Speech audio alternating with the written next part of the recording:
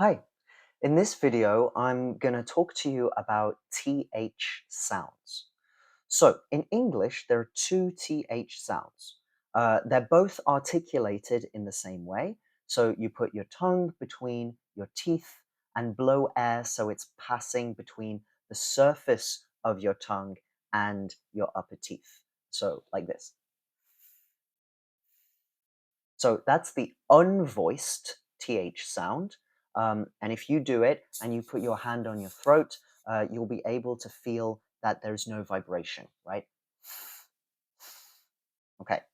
And then there's the voiced TH sound, and there is vibration in that one, and it sounds like this. Okay. So when you're trying these sounds out, and you can try this out right now, just pause the video, have a look at yourself in the mirror. If you can't see your tongue, you're probably not making the sound. There are people who could still make it with their tongue sort of slightly behind their teeth, but in general, you want to make sure that you can see your tongue in the mirror, and that's how you know you're making the sound. So let's practice some of these together. First of all, going for the unvoiced TH sound. Think, think, think, thing, thing, thing, thought, thought, thought, path, path, path, bath, bath, bath. Okay, and now for the voiced TH sounds. This, this, this, these, these, these, that, that, that, those, those, those, the, the,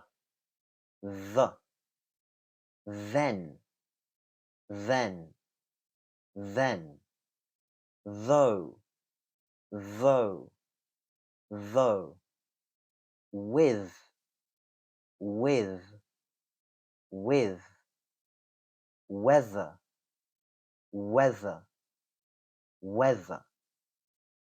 Okay. Now, if you can't do that, if you can't physically do that, that's okay. That's totally fine. There are plenty of English speakers all around the world who can't produce that TH sound. And we have replacement sounds for the TH sounds. Now, the important thing is to use the same replacement sounds that English speakers around the world use.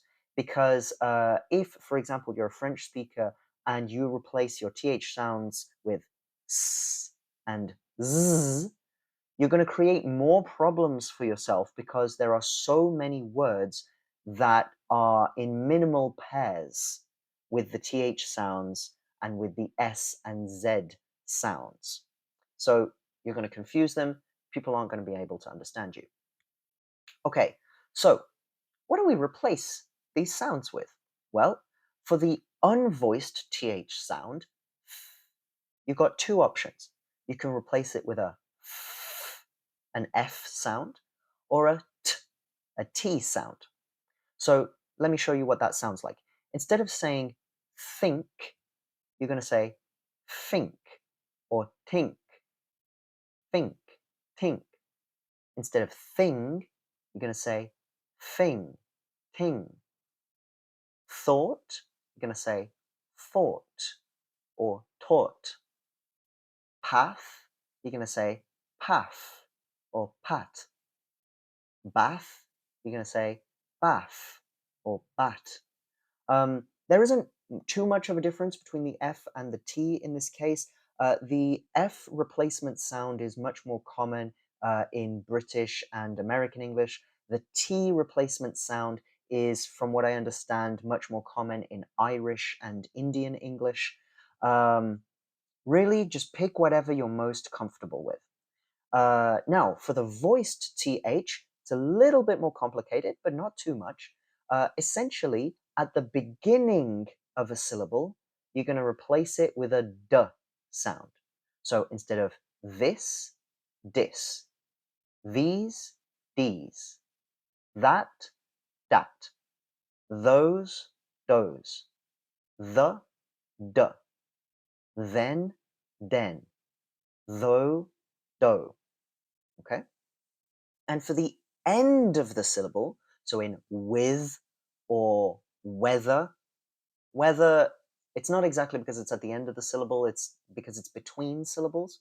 So at the end of a syllable or between syllables, you can replace it with a D, yeah? Wid, wedder, wid, wedder. Totally fine. A lot of people, though, replace it with a V, so a V sound, and they say with and weather, yeah? That's a bit more natural in sort of most types of British English.